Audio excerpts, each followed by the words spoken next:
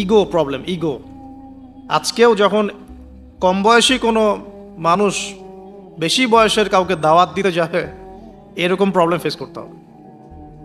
তার বাবা কি বলল, কেন ফেস করতে হবে আল্লাহ পাক সেটাও বলেছেন সূরা বাকারা, এটা এই সূরাটা সূরা বাকারায় বলেছেন, ওয়া ইযা কিলা লাহু তাকিল্লাহ, কিছু মানুষ আছে যাদেরকে যদি বলা হয় আল্লাহকে ভয় করুন, আখাযাতহুল ইজ্জাতু বিল ইসম, তাদের প্রেস্টিজে লাগে। এক কথায় কি, প্রেস্টিজে লাগে, প্রেস্টিজ নষ্ট হয়। আখাযাতহুল ইজ্জাতু বিল ইসম ফাহাসবুহু জাহান্নাম, আল্লাহ বলেন ওর জন্য জাহান্নামই যথেষ্ট।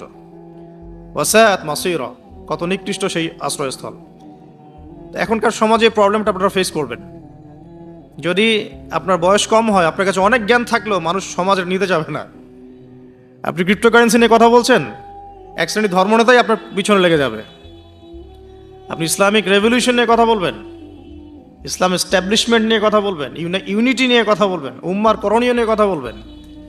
আপনি এই বয়সে, এত ছোট বয়সে আপনি উম্মার প্রবলেমসগুলো ফাইন্ড আউট করে সেগুলো সলিউশন নিয়ে কথা বলবেন, এত বড় সাহস আপনার?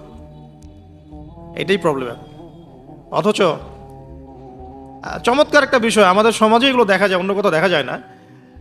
কোনো ড্রাইভারকে জিজ্ঞাসা করবেন, কোনো ড্রাইভারকে জিজ্ঞাসা করবেন, তার স্কিল সম্পর্কে জিজ্ঞাসা করবেন যে আপনার স্কিল কেমন। একটা অ্যান্সার দিবে সে, আমি 10 বছর থেকে চালাই, বা 15 বছর থেকে চালাই, আমি 27 বছর থেকে গাড়ি চালাই। মানে তার এই বয়সটাই হচ্ছে স্কিলের মানে দলিল, সার্টিফিকেট। এখন এরকম চলছে দিনী অঙ্গনেও।